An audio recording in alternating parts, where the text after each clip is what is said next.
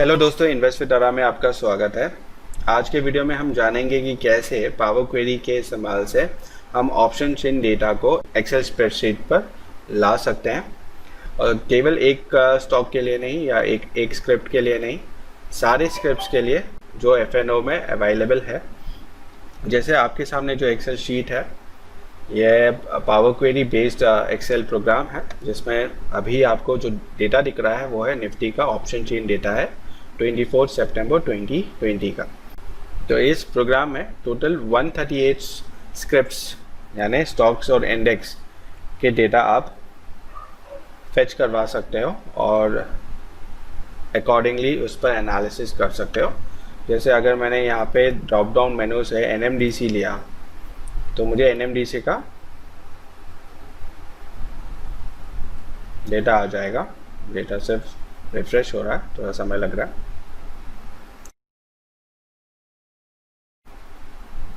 Data refresh हो चुका है और ये एनएमडीसी का ऑप्शन चेन है। इसमें सबसे अच्छी बात यह है कि आपको सिर्फ स्क्रिप्ट सेलेक्ट करना होता है, इसका लॉट साइज और इंटरवल ऑटोमेटिकली सेलेक्ट हो जाता है।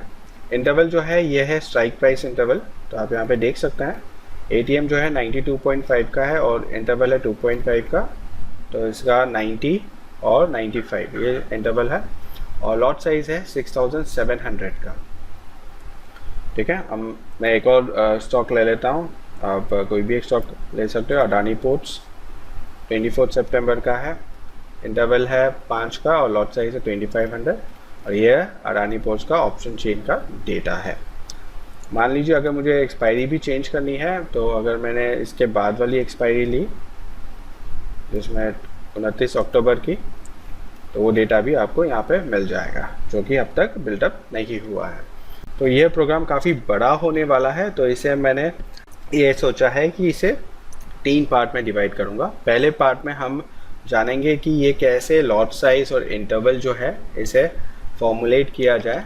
पहले वीडियो में आप जानेंगे कि कैसे रेफरेंस शीट बनाई जाएगी, जिसमें हमें symbol, lot size, interval, expiry और ये बाकी सारी चीज़ें जो है वो डेटा फॉर्मुलेट करना होता है, एक रेफरेंस शीट बनानी होती है।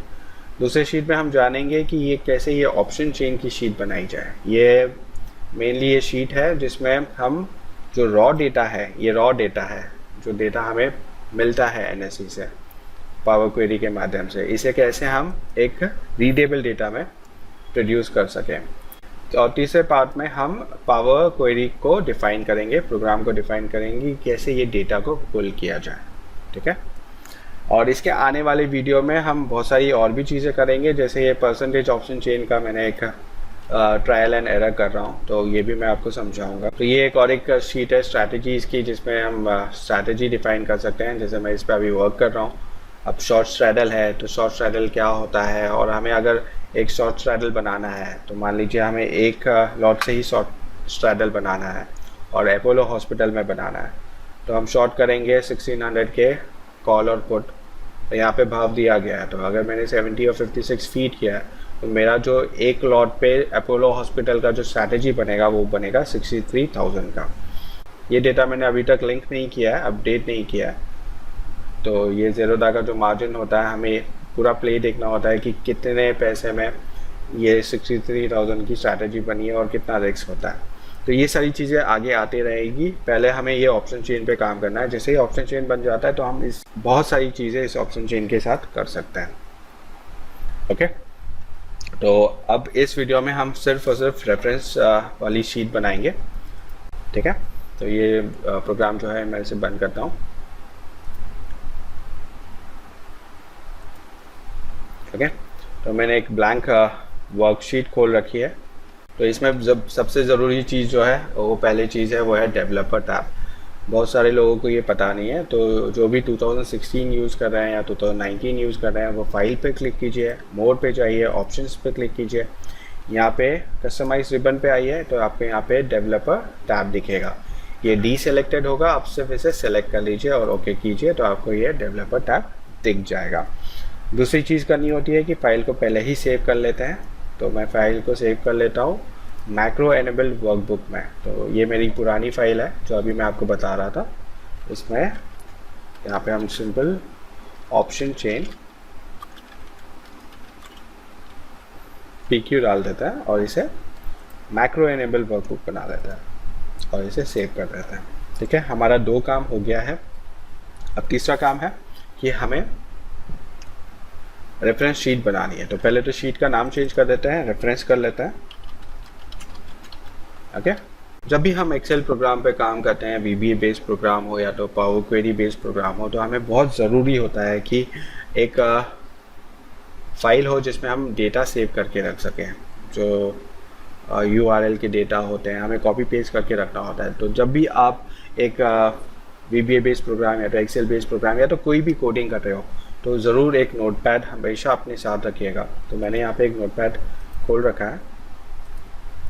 तो आप यहाँ पे देख सकते हैं ये एक URL है जिसमें से हम डेटा को यूज़ करेंगे अपने एक्सेल शीट पर। तो सिंपल है, मैंने पहले ही ये URL को कॉपी करके वेब पेज खोल रखा है। इस URL से हम एक तो स्ट्राइक प्राइस इंटरवल के डेटा लेंगे हर एक स्क्रिप्ट के, और एक लेंगे लॉट साइज़ के। तो हम आते हैं गूगल क्रोम पर। तो आप यहाँ पे देख सकते हैं सेम है। ये URL जो है मैं डिस्क्रिप्शन में भी प्रोवाइड कर दूंगा, तो आपको सर्च करने की ज़रूरत नहीं है। जब भी आप ये URL को खोलेंगे, जैसे मैं एंटर करके बता देता हूँ, तो आपको 2 चीज़ दिखेगी, इंडिविजुअल सिक्योरिटीज़ फ्यूचर्स और ऑप्शंस। ठीक है, ऑप्शंस पे क्लिक कीजिएगा। तो यहाँ पे आपको 2 फाइल मिलेगी। पहले तो है स्ट्राइक प्राइस इंटरवल की, आप देख सकते हैं stock options strike scheme XLS form में है। दूसरा है permitted lot size CSV form में। तो पहले हम परमिटेड लॉट साइज वाली फाइल डाउनलोड करेंगे। इसे हम खोल लेते हैं। ठीक है, जब भी ऐसी कोई फाइल आप डाउनलोड करते हो तो ये ध्यान रखिएगा, हमें इसमें 3-4 चीज़ें बहुत ज़रूरी होती है। पहले तो हमें एक कंसिस्टेंसी चाहिए, डेटा जो है वो कंसिस्टेंट होना चाहिए। जैसे हम यहाँ पे अभी लॉट साइज कॉपी करके अपने शीट पे लेने वाले हैं, तो हमें ये पहले देखना होता है कि ये 3 महीने में, जैसे सितंबर, अक्टूबर, नवंबर में क्या लॉट साइज बदल रहा है या नहीं। तो हम एक सिंपल फॉर्मूला लगाते हैं कि हम जो हमारा सितंबर और नवंबर मंथ का जो कॉन्ट्रैक्ट्स है और या तो स्क्रिप्ट के लॉट साइज है वो बदल रहे हैं या नहीं।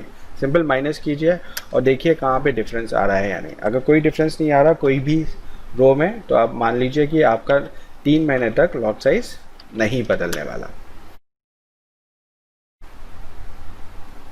देख लेते हैं, यहाँ पे कहीं पर भी डिफरेंस नहीं दिखाई दिया है। तो अब हम क्या करेंगे, हम सिंपल ये जो लिस्ट है सिंबल की, इसे कॉपी पेस्ट करेंगे। सिंपल है, कंट्रोल शिफ्ट और डाउन प्रेस कीजिएगा और कंट्रोल C प्रेस करेंगे तो ये डेटा कॉपी हो जाएगा। आप आइए अपनी शीट पर, यहाँ पे रेफरेंस शीट पे, यहाँ पे A2 पे इसे कॉपी कीजिएगा। ठीक है, और इसके बाद पहले तो इसे हेडर दे देते हैं सिंबल, और यहाँ पे लॉट साइज, यहाँ पे इंटरवल, यहाँ पे एक्सपायरी और यहाँ पर टाइप। ठीक है, अब हमें सिर्फ डेटा कॉपी करना है।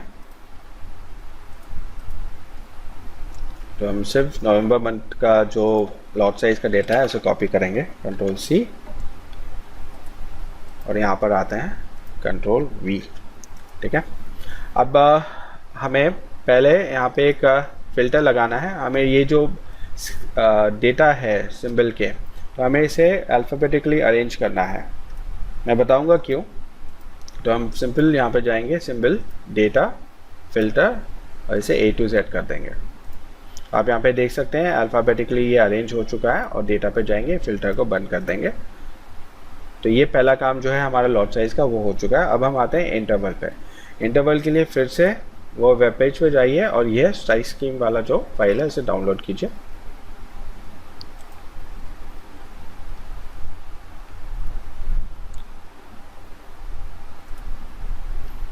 अब यहाँ पे देखिएगा ये जो सिंबल है स्ट्राइक प्राइस वाला, यहाँ पे जो स्क्रिप्ट्स हैं वो अल्फ़ाबेटिकली अरेंज्ड हैं। तो हम सिर्फ एक काम करेंगे, कंट्रोल शिफ्ट और डाउन प्रेस करेंगे और इसे कॉपी करेंगे और हमारे शीट पर जाते हैं और सिर्फ डेटा चेक कर लेते हैं कि वो सेम है या नहीं।